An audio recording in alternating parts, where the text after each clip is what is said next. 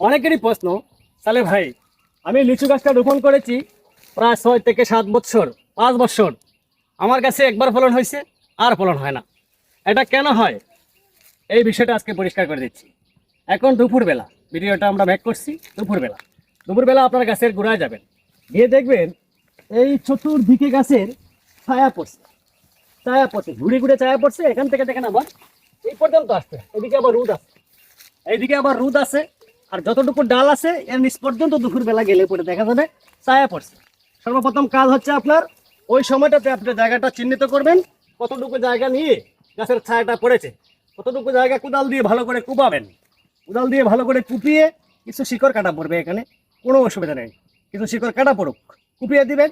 সেই সাথে গাছ থেকে এই যে এই অপ্রয়োজনীয় ভিতরের যে ঢালগুলো রয়েছে এগুলোকে একটু কমিয়ে দিবেন।